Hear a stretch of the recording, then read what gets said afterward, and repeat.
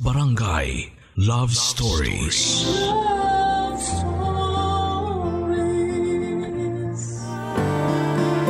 Maraming naghahangad na makatagpo ng tunay na pag-ibig. Akala kasi natin doon tayo tunay na magiging masaya. Pero ang totoo ay pwede tayong maging masaya kahit pagdating sa buhay, nag-iisa ka. Ikaw, kapuso, handa ka bang isakripisyo ang pangarap mo para sa taong mahal mo?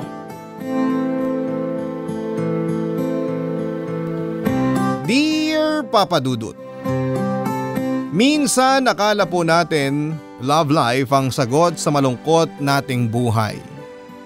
Kasi hindi ba naniniwala tayo na happy ending palagi ang kasunod ng kwentong pag-iibigan?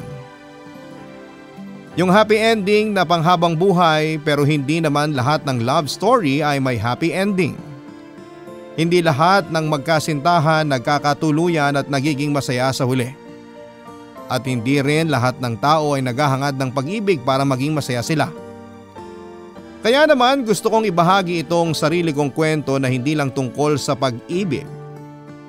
Kung hindi sa buhay ko na alam kong makapag-iiwan ng malaking aral sa ating mga kabarangay.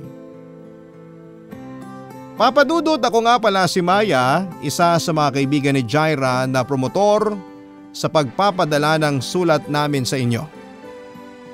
Sa kanya kasi nanggaling ang ideya na gumawa kami ng sulat para maibahagi sa inyong mga tagapakinig. 35 years old na nga pala ako at nagtatrabaho ngayon sa isang furniture store dito sa Maynila. Matagal din akong nagtrabaho noon sa abroad pero palagi pa rin akong nakasubaybay sa inyong programang Barangay Love Stories na madalas ay pinapakinggan ko online. Laking probinsya nga pala ako, Papa Dudut, hindi rin magaan ang buhay na kinamulatan ko noon. Labandera si nanay at basorero naman ang tatay ko. Kaya mataas talaga ang pangarap ko dahil ayokong panghabang buhay akong mabuhay sa hirap. Mabuti na lamang at may isang pinsan si nanay na natuwa sa akin noong dumalaw ito sa bahay namin.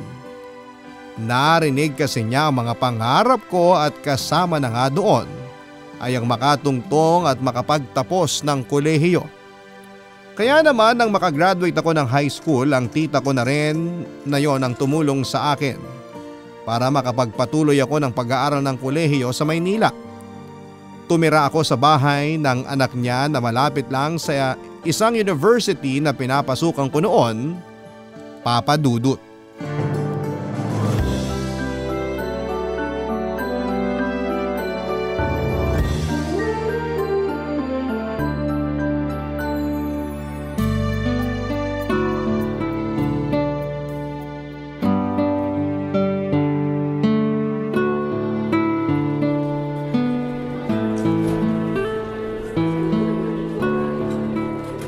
Grabe, nagugutom na ako. Kaya lang, sakto na lang napamasahe tong pera ko. Sa bahay na lang siguro ako kakain para hindi ko na magastos to. Kaya lang, kumakalam na talaga yung sikmura ko eh. Medyo nahihilo na rin ako. Makapaglakad nga muna para makaupo ako dun sa bandaron.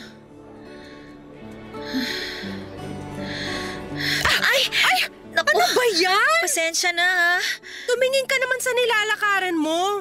Muntik na ako matumba ng dahil sa'yo.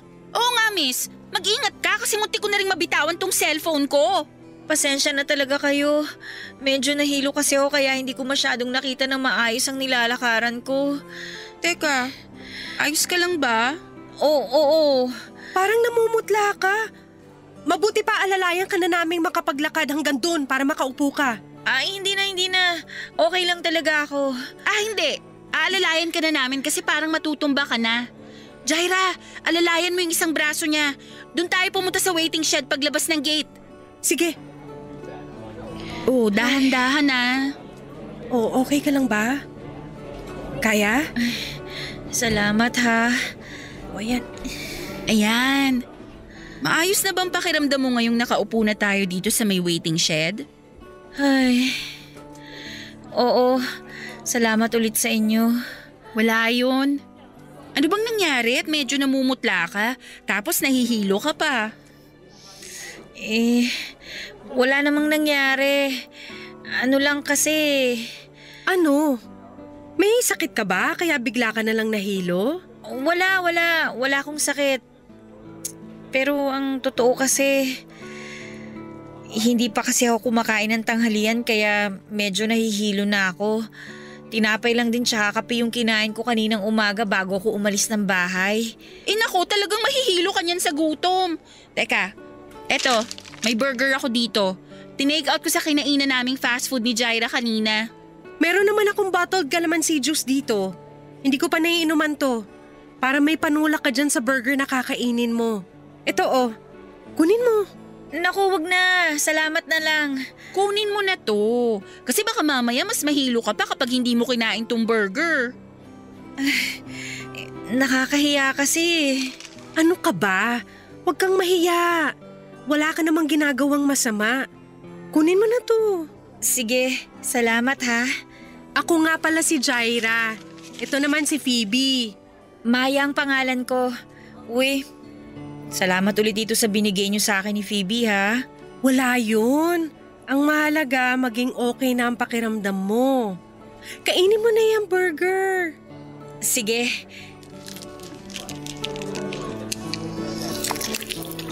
Malapit lang ba dito yung bahay nyo? Medyo malapit lang pero sasakay pa ako ng isang jeep. Kaya hindi rin ako nakapagtanghalian kasi sakto lang itong pamasahe ko dito eh. Ay, ganun ba? Sabay na tayo maglakad mamaya kasi papunta rin kami ni Jaira malapit sa may sakayan ng jeep. Baka kasi mahilo ka ulit. Oo nga, mas okay na yung may kasama ka naglalakad. Malapit lang din naman yung bahay namin ni Phoebe dito. Pero tricycle naman ang sasakyan namin. Ang totoo, taga-probinsya talaga ako. Magdadalawang linggo pa lang ako dito sa Manila kasi pinag-aaral ako ng tita ko dito sa university. Talaga? Sakto pala kasi mula ngayon, kami na ang bahala ni Phoebe sa'yo. Isasama ka namin sa magagandang pasyalan dito sa Manila. Di ba, Phoebe? Tama si Jaira. May enjoy mo ang Manila kapag kami ang kasama mo, Maya. Uy, salamat talaga sa inyong dalawa ha.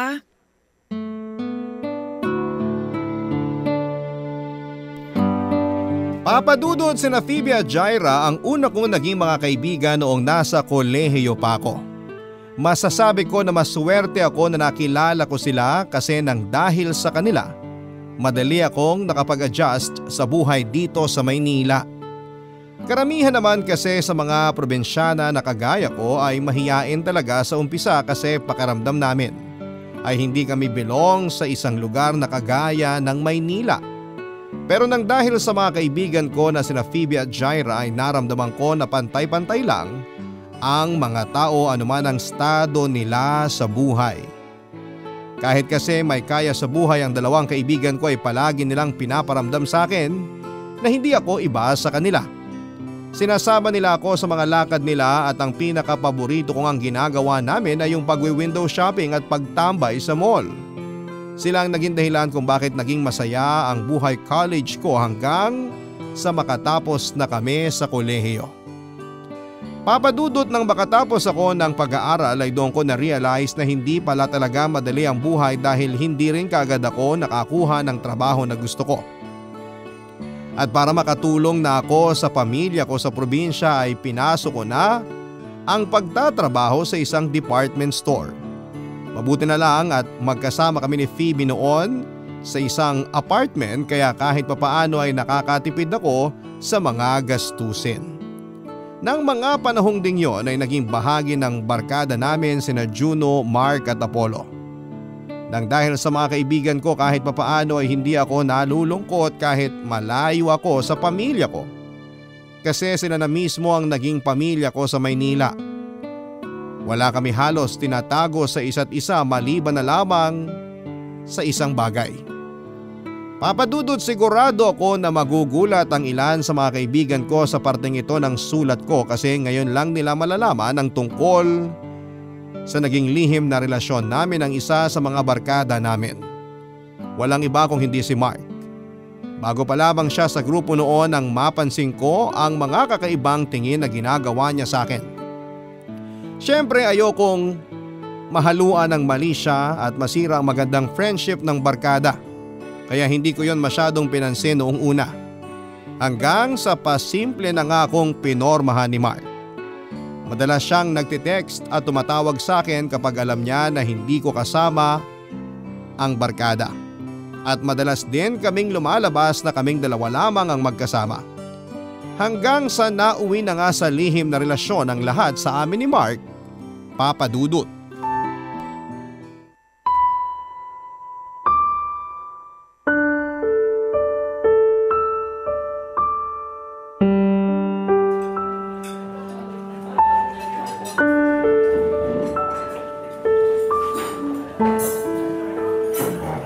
Sorry, ngayon lang ako. Alam mo ba kung anong oras na?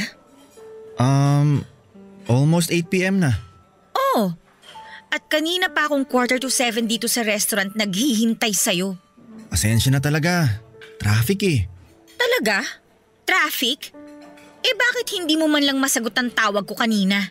Naka-silent kasi ang cellphone ko, kaya hindi ko napansin na tumatawag ka pala. Ni hindi mo man lang naalala na mag-text sa akin kung nasa ang lupalop ka na ba ng Manila? Mark naman, kanina pa ako nandito at mahigit 1 oras ako naghintay sa'yo. Nahihiya na nga ako sa waiter kasi nakailang balik na siya dito sa lamesa para tanungin ko anong pagkain ang o-orderin ko. Eh di dapat umorder ka na lang muna ng pagkain mo. Eh paano kung bigla kang hindi sumipot sa date natin? Eh di masasayang lang yung in-order kong pagkain tsaka yung perang pinambayad ko doon. Bakit ba ang init ng ulo mo, Maya? Dumating naman ako, di ba? Medyo na late lang pero nandito na ako oh. Kasi palagi ka nalang ganyan, Mark. Palagi ka nalang late sa mga date natin, tapos palagi mo nalang dinadahilan ng buwisit na traffic na yan. Yun naman kasi talaga ang totoo. Kahit saan ka lumingon dito sa Manila, kaliwat kanan ng traffic. At kaliwat kanan din ang ginagawa mong pambababae. Ha? Ano ba yung sinasabi mo? Alam mo kung anong tinutukoy ko? Mark, alam ko naman eh. Hindi lang ako ang babaeng dinedate mo. Bakit hindi mo aminin sa akin ngayon? Hindi ka na late dahil sa traffic. Na-late ka dahil galing ka pa sa date nyo nung isang girlfriend mo. Oh, pinagbibintangan mo na naman ako. Hindi kita pinagbibintangan dahil si Jaira mismo nagsabi sa akin na kung sino-sino raw babae ang pinopormahan mo sa opisina ninyo. Gusto ko na nga sabihin sa kanyang tungkol sa atin eh. Pero pinigilan ko lang talaga yung sarili ko kasi ayoko may makaalam sa barkada ng tungkol sa relasyon nating dalawa. O ngayon, sabihin mo sa akin na gumagawa pa rin ako ng kwento tungkol sa pambababae mo. Wala lang naman kasi yun. Mga kaopisina ko lang naman na babae yun. Madalas lang kaming nagbibiruan. Nakakabiruan o nakakalandian? Kasi magkaiba ang ibig sabihin ng dalawang yon. Minsan na nga lang tayo magkasama ng ganito, mag-aaway pa talaga tayo. Paano nga tayo magkikita ng madalas kung marami kaming babae na naghahati sa oras mo? Alam mo, sa totoo lang, nakakapagod na yung ganitong setup, Mark. Ano namang gusto mo mangyari? Tapusin ang relasyon natin na to? Oo, siguro. Alam ko naman kasi na hindi ka rin seryoso sa kung anong meron tayong dalawa. Rin? Ibig sabihin pala, sa umpisa pa lang hindi ka na seryoso sa akin? Ay, huwag na tayong maglokohan, Mark. Alam ko naman na naghahanap ka lang ng pampalipas oras nung mga panahon na nagkakilala tayo. Aaminin ko ganun din naman ako eh. Na-miss ko yung pakiramdam na may boyfriend at nakakasama hindi lang sa ganitong date, kung hindi pati na rin sa kama. Pero habang tumatagal, lumalabo lang kung anumang meron sa ating dalawa. Kaya ang mabuti pa, tapusin na natin to para hindi na tayo nagsasayang ng oras.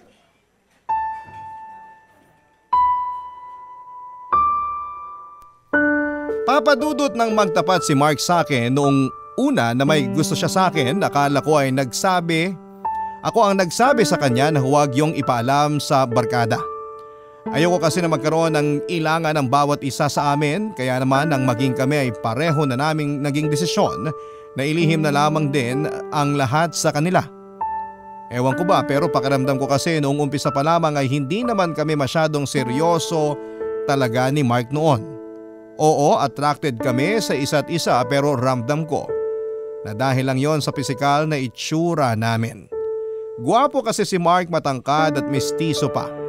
Hindi naman sa pagmamayabang pero masasabi ko rin na ako naman ang pinakamaganda sa amin nina Jaira at Phoebe. Kaya nga ako rin ang nagkaroon ng pinakamaraming ex-boyfriend sa aming tatlo. Kaya lang papadudot mula nang maging kami ni Mark ay parang doon na namin unti-unting mas nakilala ang isa't isa. Doon din namin na-realize na marami kaming bagay na hindi na pagkakasunduan. at magkaiba rin talaga ang ugali naming dalawa. Kumbaga naging trial and error lang ang relasyon namin kaya madali para sa amin ang tapusin yon. Nasaktan din naman ako pero hindi ganon kalalim. Alam ko na ganon din si Mark kaya hindi kami nahirapan na ibalik paunti-unti ang friendship na nasimula naming dalawa. Mas naging close pa nga kami pero sa point na alam naming hanggang good friendship na lamang talaga ang kaya naming ibigay sa isa't isa. At sa huli ay nag-decide kaming hindi na lamang ipaalam sa barkada ang tungkol sa naging relasyon naming dalawa, Papa Dudut. Barangay Love Stories. Barangay Love Stories. Papa Dudut, pagkalipas ng 5 taon ay nakilala ko naman si Andrew na nagtatrabaho malapit sa department store na pinagtatrabahuhan ko. Madalas ko na siyang nakakangitian sa tuwing magtatama ang mga tingin naming dalawa dahil gwapo siya, matangkad at matipuno ang pangangatawan. Kaagad naman akong na-attract sa kanya kaya nang minsan kaming magkasabay sa jeep pauwi ay hindi ko na pinagdamot ang pangalan at cellphone number ko nang tanungin niya yon sa akin. Naging madalas ang pagtitext niya sa akin hanggang sa mag-date na nga kaming dalawa. Hindi nagtagal ay naging boyfriend ko na rin si Andrew, Papa Dudut. Bukod sa attracted talaga ako sa itsura ni Andrew ay nagustuhan ko rin ang pagiging malambing niya, Papa Dudut. Gusto niya na palagi kaming nagkikita at nagdi-date. Kapag may isang araw na hindi niya ako napuntahan sa trabaho ko para makita man lamang ako ay mababakasan ko kaagad sa boses niya kapag tumawag siya kung gaano niya ako kamis. Sa aming dalawa siya talaga ang mas clingy. Wala namang problema sa akin yon kasi mas kinikilig pa nga ako sa ganong ugali niya. Pakiramdam ko kasi mahal na mahal niya ako. Kaya naman nang isuggest niya na magsama na lamang kami sa isang bahay ay kaagad ko yon na sinang-ayunan. At tila pati panahon ay sumasang-ayon din sa amin ni Andrew noon. Sinabi kasi sa akin ni Phoebe na aalis na siya sa inuupahan naming apartment at doon na siya titira sa bahay ng fiancé niya, Papa Dudut.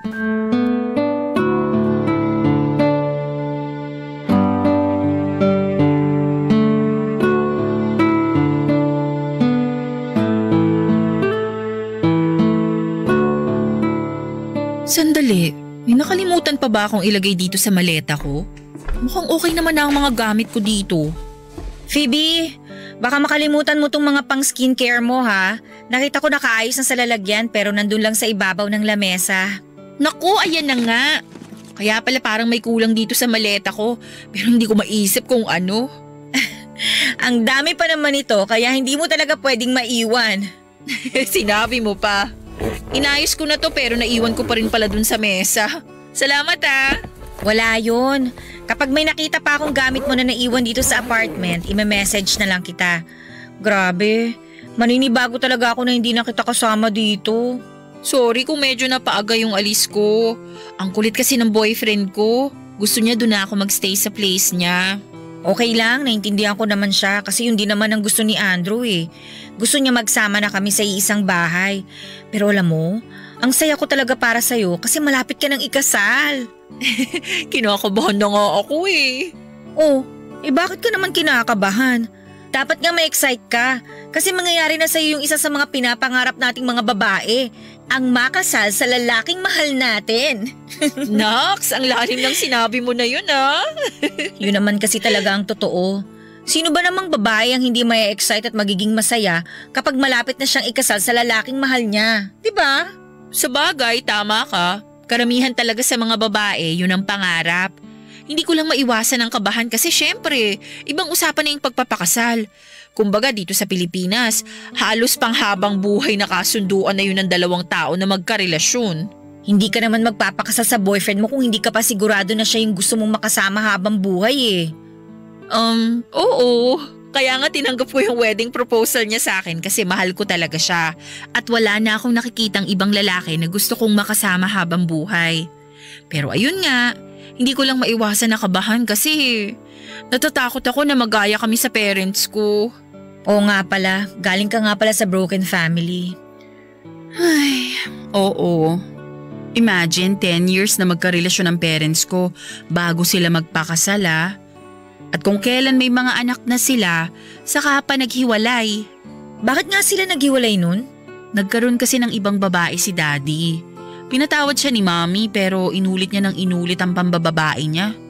Mabuti nga natauhan na si Mommy kasi kahit ako, ayoko nang nakikita siyang umiiyak dahil lang sa ginagawang kalokohan ni Daddy. At yun sana ang ayokong mangyari sa amin ng fiancé ko. Ayokong mauwi lang sa hiwalayan ng pagsasama naming dalawa. Hindi mangyayari yan, Phoebe. Iba ang daddy mo sa fiancé mo. Kaya sigurado ako na magiging mas maayos ang pagsasama niyong dalawa.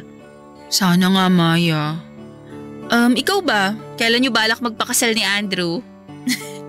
Nako, matagal pa yun. Bakit naman? Kasi hindi ka pa niya inaalok ng kasal? Kahit alukin niya ako ng kasal, baka tanggihan ko lang din yun. Wala pa kasi talaga sa plano ko yun eh. Alam mo naman na malaki pa yung responsibilidad ko sa pamilya ko. Tsaka, kailangan ko silang unahin kaysa sa pansariling kaligayahan ko. Okay lang ba kay Andrew na hindi muna kayo magpakasal? Feeling ko naman okay lang sa kanya.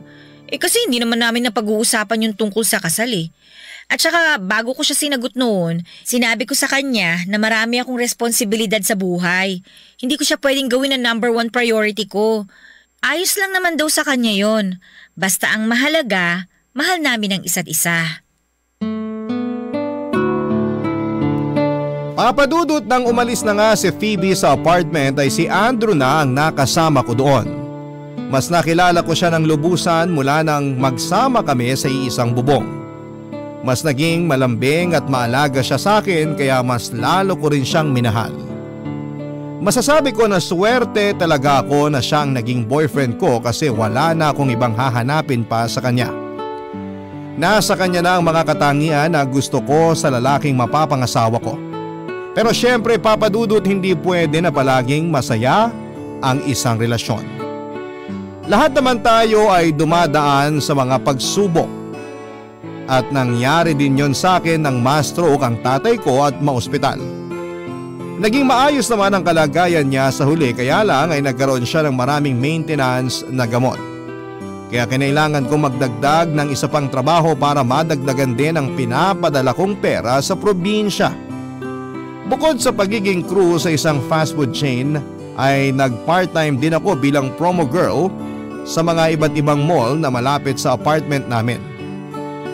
Binuhos ko talaga ang oras ko sa pagtatrabaho dahil kailangan ko ng pera.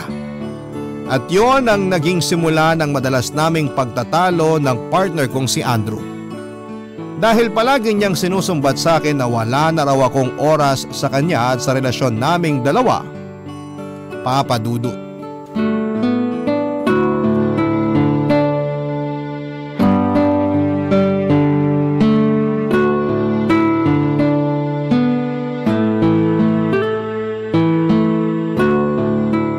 Ano sa tingin nyo? Ano sa mga sinukat ko na wedding gown kanina yung pinakabagay sa akin? Sa tingin ko, yung pangalawang sinukat mo, Phoebe. Talaga? Hindi ba masyadong luma yung style nun? O masyadong conservative kasi mahaba yung manggas? Hindi naman, no. Ang ganda nga kasi fitted talaga sa katawan mo. Lumalabas lalo yung kaseksihan mo. Naku, kaibigan talaga kita kasi alam mo kung paano ako bulahin. Oy, hindi pambobola yon. Nagsasabi ako ng totoo. Ikaw naman talaga ang pinaka-sexy sa ating tatlo. Kahit hindi mo kami ilibre ng milk tea ni Maya. Di ba, girl? Uy, Maya. Okay ka lang? Ha? Oo naman. Talaga? Parang hindi eh. Bakit naman ako hindi magiging okay? Wala lang. Para kasing kanina ka patahimik. Oo nga, naubos na nga ni Jaira yung nilibre ko sa inyo na milk tea. Pero yung sayo, halos hindi mo pa nakakalahati. Saka, kanina pa ako nagtatanong kung ano sa mga wedding gown na sinukat ko kanina, yung tingin nyo na pinakabagay sa akin. Hindi ka man lang nagko-comment. Naku, sorry.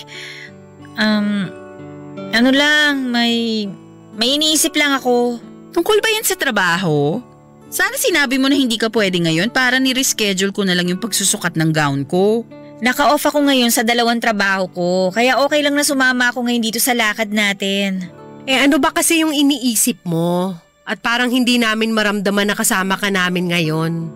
Wala yon, hindi naman masyadong importante. Hindi importante? O ayaw mo lang i-share sa amin ni Jaira na tungkol na naman yan kay Andrew? Ang totoo, napapadalas kasi ang pag-aaway namin ni Andrew nitong nakaraang mga linggo eh. Ano naman pinagtatalunan nyo? Yung kagaya pa rin ng dati. Naiinis siya kasi wala na akong oras para sa kanya. Kaya siya palagi raw ako nasa trabaho. Kung nasa bahay man ako, palagi akong tulog. Naiinis siya kasi hindi na raw kami nagkakasabay na kumain sa lamesa. Kahit magkape man lang daw, hindi niya ako nakakasama. Alam naman niya na dala-dalawa ang trabaho mo ngayon, di ba? Oo, kasi nga kailangan ko na dumoble ng racket ngayon para sa mga gastusin dun sa probinsya namin. Di dapat maintindihan ni Andrew kung bakit halos wala ka ng time para sa kanya. Hindi naman kasi biro yung dumoble kayod ka sa trabaho. Kaya nga naiinis ako sa kanya kasi hindi niya nagigets na nahihirapan din naman ako sa sitwasyon namin. Lalo na ngayon na kailangan kong magbuhos ng oras sa trabaho. Actually, Maya, ako naman, nagigets ko yung point ni Andrew. Kaya nga kayo nagsama sa iisang bahay para palagi niyong makasama ang isa't isa. Pero hindi niya yun mararamdaman kasi nasa trabaho na halos lahat ng oras mo. Wala namang kasing choice si Maya. Kailangan niyang gawin yun para sa pamilya niya sa probinsya. Kung gusto, maraming paraan ang pwedeng gawin. Kung ayaw, maraming dahilan, Jaira. Kahit 5 to 10 minutes lang na pakikipagkwentuhan sa isang araw, magagawa ni Maya yun kay Andrew. Iba rin kasi yung feeling na nararamdaman mong kasama mo pa rin yung partner mo. Yung nag-e-effort ka na bigyan siya ng oras kahit saglit lang. Kaya gets ko yung tampo na pinapakita ni Andrew kay Maya. Basta ako, dapat mas maintindihan ni Andrew yung sitwasyon ng friend natin ngayon. Hindi madali ang maging breadwinner, kaya hindi siya dapat maging demanding kay Maya.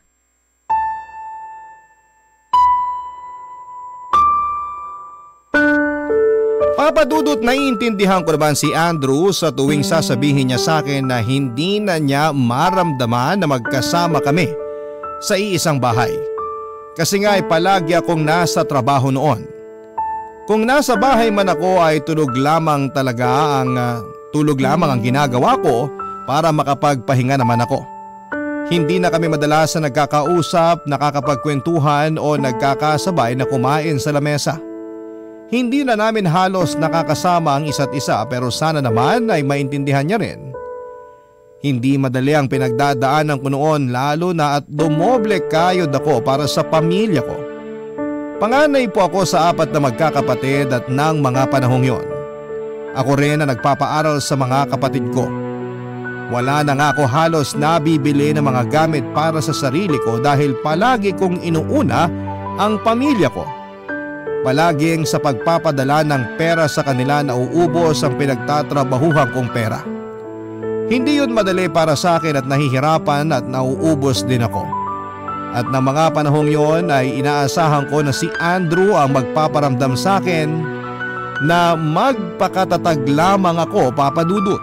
Umaasa ko noon na dadamayan niya ako at susuportahan sa lahat ng ginagawa ko. Lalo na pagdating sa pagtatrabaho pero hindi ganon ang nangyari. Dahil dumagdag pa siya sa bigat ng nararamdaman ko noon, papadudot. Barangay Love Stories. Barangay Love Stories. Papadudot, akala ko nung una ay maaayos pa namin ni Andrew ang lahat sa aming dalawa. Baka kasi pagsubok lamang yung mga pagtatalo namin at hindi pagkakaintindihan. Baka darating din ang araw na mas maunawaan namin ang isa't isa at maliliwanagan kami sa mga issue sa relasyon namin. Kaya lang habang tumatagal, mas lumalala ang pagtatalo naming dalawa. Kung hindi kami nagpapansinan sa apartment, nag-aaway naman kaming dalawa. At ang palaging sinusumbat ni Andrew ay yung oras na hindi ko maibigay sa kanya o sa relasyon namin. Ang dating tuloy sa akin noon ay masyado siyang nagiging selfish sa point na para bang ang gusto niya ay sa kanya na lamang umikot ang mundo ko na hindi naman pwede dahil malaki pa nga ang responsibilidad ko sa pamilya ko. Hindi niya yon naisip kasi hindi naman siya kagaya ko na breadwinner sa pamilya. Sa bandang huli Papa Dudut ay natapos din ang relasyon namin ni Andrew. Sobrang nasasakal at nahihirapan ako sa kanya. Lalo na at sumasabay pa siya sa problema ko sa pamilya ko. Kaya naman ako na ang nakipag-break sa kanya, Papa Dudut. Nung una ayaw niyang pumayag pero buo na ang desisyon ko ng mga panahong yon. Wala rin siyang nagawa kung hindi ang tanggapin ang pakikipaghiwalay ko. Para makapag-move on ako kaagad ay pareho kaming umalis ng apartment at tumira ako sa mas maliit at mas mura na paupahan.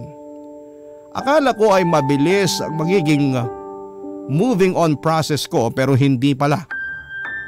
Dahil pagkalipas lamang ng ilang linggo ay naramdaman ko kaagad na sobrang miss ko na si Andrew. Doon ko po na-realize na totoo ang sinasabi ng iba na malalaman mo ang kahalagahan ng isang tao kapag hindi mo na ito nakakasama. Kasi pakiramdam ko ay mas minahal ko pa si Andrew mula nang maghiwalay kaming dalawa. At dahil nahihirapan ako ng mga panahon na yon ay humingi ako ng payo sa isa sa mga pinaka-close ko sa barkada na si Juno. Tinawagan ko siya at nakipagkita ako sa kanya sa coffee shop.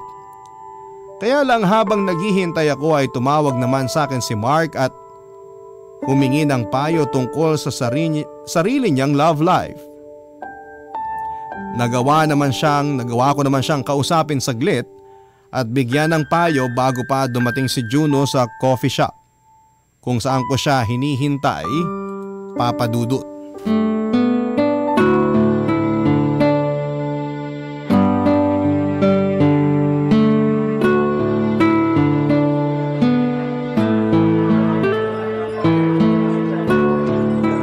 Hi Maya, kanina ka pa?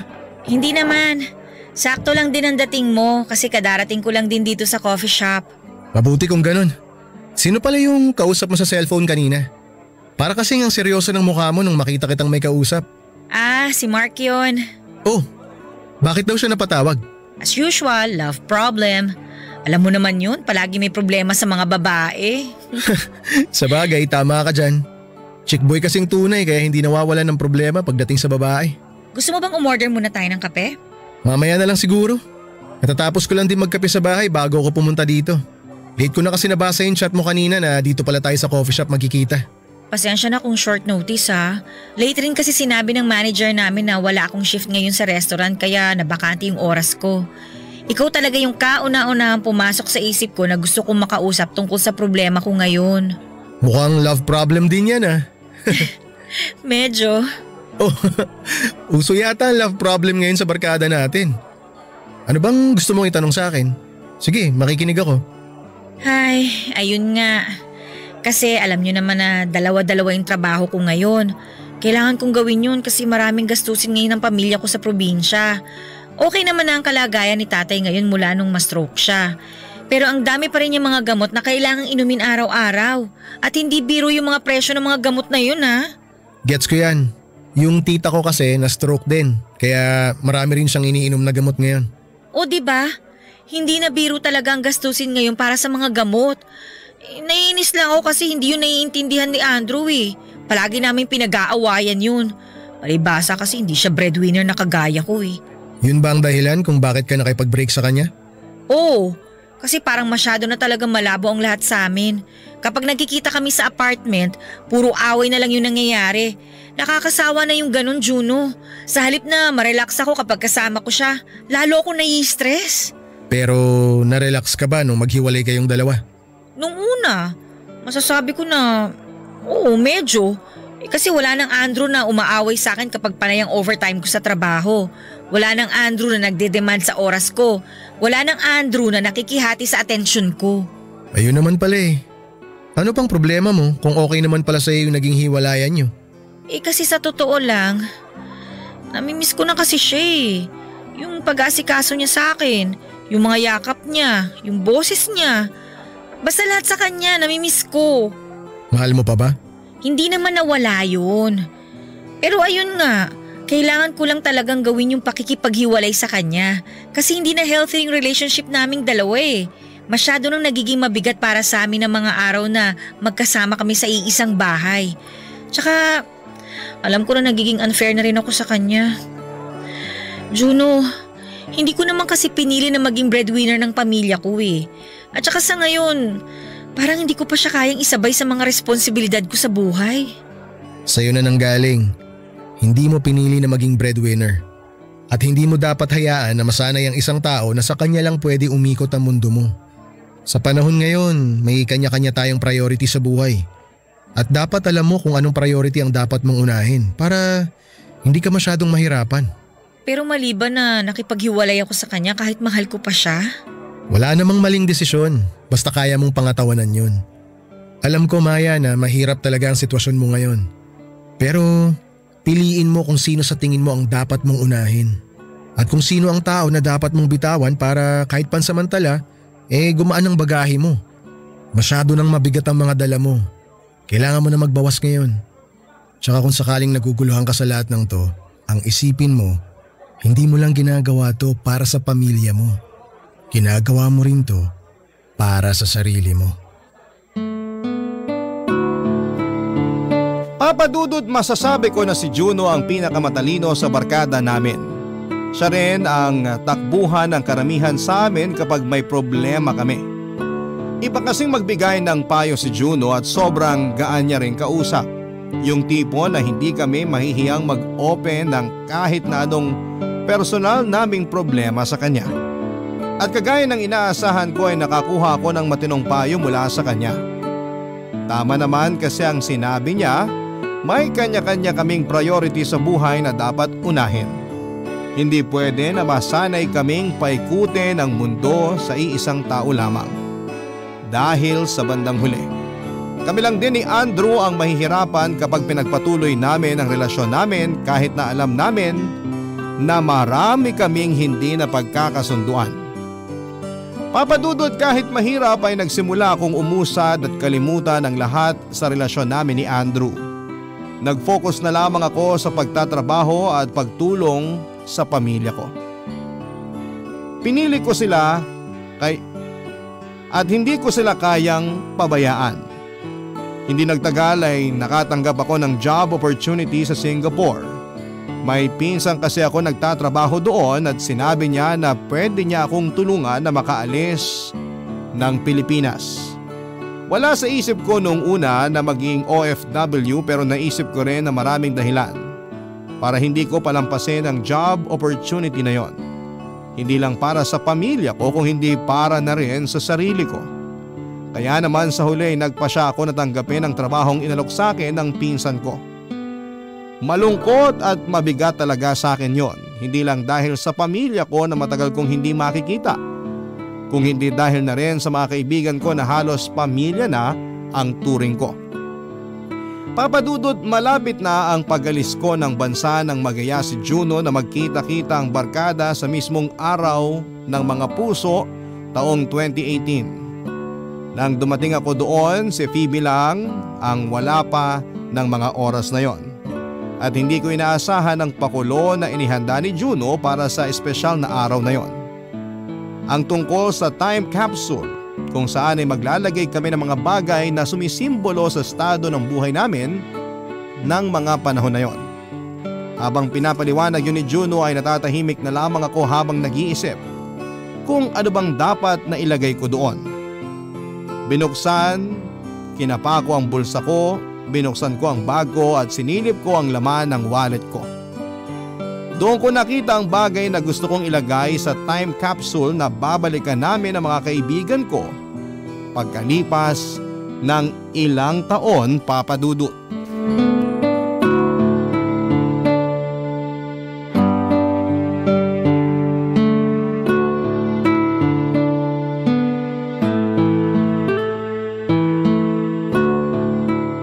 Ang tagal namang dumating ni Phoebe. Oo nga eh. Hindi pa tuloy natin maibaon yung time capsule. Kasi siya na lang yung hindi pa nakakapaglagay ng something niya sa lata ng biskwit. Malapit na raw siya dito kaya baka maya-maya lang nandito na rin siya. Sakto. Baka pagkatapos mag-yosening ng Mark at Apollo, nandyan na rin si Phoebe. Sana nga kasi nagugutom na rin ako. Pero ang ganda talaga ng naisip mo na to, Juno. Yung paglalagay ng mga bagay sa time capsule. na pwede nating balikan at pagkwentuhan pagkalipas ng ilang taon. Agree ako dyan. Na-excite na nga ako na kinakabahan kasi syempre 'di ba, maraming pwedeng mangyari pagkatapos ng araw na to. Masarap naman kasi talagang balikan yung mga bagay na akala natin hindi masyadong importante, 'di ba? O kaya yung mga bagay na iniisip natin na hindi natin kayang bitawan pero kaya naman pala. Kasi parte ng buhay ang pagbitaw para makausad tayo. Kahit kailan talaga ang lalim mo magsalita, Juno. Sinabi mo pa. Pero maiba ako kasi curious talaga ako, Maya. Bakit pala 20 pesos yung nilagay mo dun sa time capsule kanina? Actually, wala naman talagang malalim na dahilan yun. Pero bakit yun ang nilagay mo? Bakit din yun ang gusto mong balikan pagkatapos ng ilang taon? Ang totoo, nang maghanap ako ng bagay na pwede kong ilagay doon, nakita ko na yun na lang din palang laman ng wallet ko. Buti nga may dalang kotse si Apollo at makakasabay ako sa kanya pa uwi mamaya eh. Kung yung 20 pesos na yun na lang ang laman ng wallet mo, bakit nilagay mo pa yun sa time capsule? Wala lang. Kasi gusto kong balikan ng araw na to kung kailan parang sabay-sabay na bumagsak sa akin yung mga pagsubok. Yung pagka-stroke ni tatay, yung pagkagipit namin sa pera, tsaka yung paghiwalay namin ni Andrew. Gusto kong alalahanin yung moment na kahit gaano kahirap yung buhay ko, na kaya ko namang lampasan ang lahat. Nakasurvive pa rin ako at hindi ako sumuko. Tsaka kahit mahirap, mas pinili kong lumayo hindi lang para sa pamilya ko, kundi para sa sarili ko. Teka, anong sinasabi mo na mas pinili mong lumayo? Ang totoo, malapit na akong pumunta ng Singapore kasi okay na yung mga papeles ko. OMG! Ibig sabihin tutuloy ka pala talaga mag-abroad? Oo, pero hindi ko ginagawa to para makapag-move on kaagad ako kay Andrew. Gagawin ko to kasi gusto ko nang matupad yung pangarap ko. Yung mabigyan ng magandang buhay ang pamilya ko sa probinsya. Grabe, nakakalungkot naman. Matagal-tagal pala talaga tayong hindi magkikita. Medyo. Kasi ilang taon din ang magiging kontrata ko doon. Pero pwede naman tayo mag-video call kapag may oras tayo. Iba pa rin yung totoong magkakasama tayong barkada. Jaira, hayaan mo na si Maya sa gusto niyang gawin. Nakakalungkot, oo, pero dapat na maging masaya pa rin tayo para sa kanya. Kasi eto na yun yung pangarap na gusto niya para sa sarili niya. Kaya Maya, congrats Mahirap talaga maging OFW, oo. Pero alam ko, kakayanin mo. Si Maya pa ba? Pinakaastig sa barkada yan Walang hindi kakayanin para sa pamilya niya. Congrats, Maya! Masaya ako para sa'yo. At sigurado magiging masaya rin ang buong barkada mamaya kapag nalaman nila to. Kasi kagaya ng sinabi ni Juno, ito na yung hinihintay mong katuparan ng mga pangarap mo. Salamat sa inyo guys Ano ba yan? Naiiyak na kaagad ako. Basta, magtawagan pa rin tayo palagi Sobrang mamimiss ko kayo ng barkada. Papa Dudut, may mga desisyon tayo na pwedeng makapagpabago sa paniniwala o buhay natin. Hindi kasi pwede na palagi na lamang tayong nagpapatalo sa emosyon natin at nagpapadala sa agos ng buhay. Aminin man natin o hindi ay madalas na kailangan nating maging praktikal lalo na kapag hindi naman tayo pinanganak na otomatikong swerte sa pera. Hindi ko naman sinasabi na malas ako sa pamilyang kinalakhan ko. Sadyang hindi lang talaga ako kagaya ng mga kaibigan ko na swerte pagdating sa pera. Ganon pa man ay biyaya para sa akin ang pamilya ko. Kasi sila ang naging daan para mas makilala ko ang sarili ko. At mas maging matatag pa ako sa hamon ng buhay. Kung hindi dahil sa kanila ay hindi ko makikita ang totoong gusto kong gawin. Yon ay ang mas maging successful sa karera. Papa Dudut, 2 linggo pagkatapos naming magkita-kita ng mga kaibigan ko noong February 14, 2018 ay umalis na po ako ng bansa para magtrabaho sa Singapore. Mahirap, sobra. Kahit pa sabihin na matagal ko ring hindi nakakasama ang pamilya ko kasi sa Maynila ako nagtatrabaho nung una at nasa probinsya sila. Pero iba pa rin pala yung sa ibang bansa na ako nagtatrabaho. Kasi may mga oras na isa sa kanila ang nagkakasakit tapos hindi ko kaagad sila mapuntahan.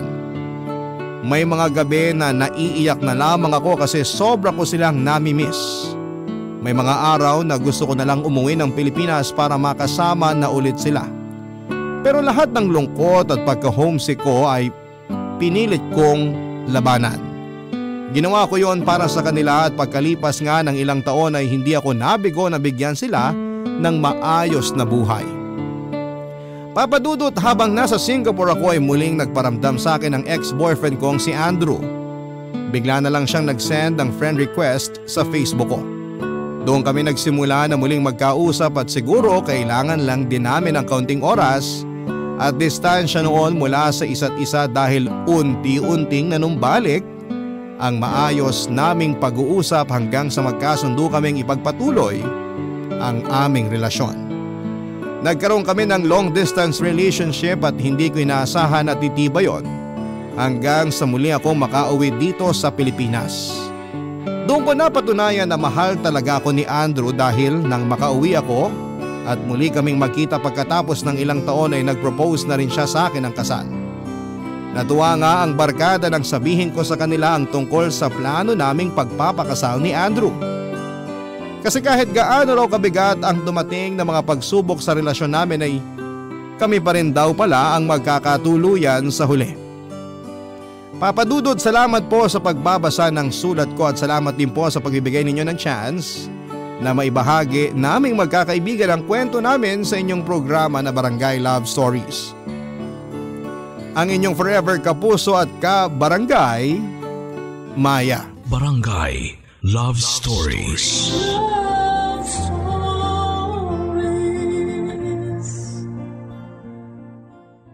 Barangay LS 97.1 Number 1 Forever. Kabarangay, i-share mo ang iyong barangay love stories. Sabay-sabay nating pakinggan ang iyong kwento ng pag-ibig, buhay at pag-asa. Ipadala lang sa barangaylovestories@yahoo.com.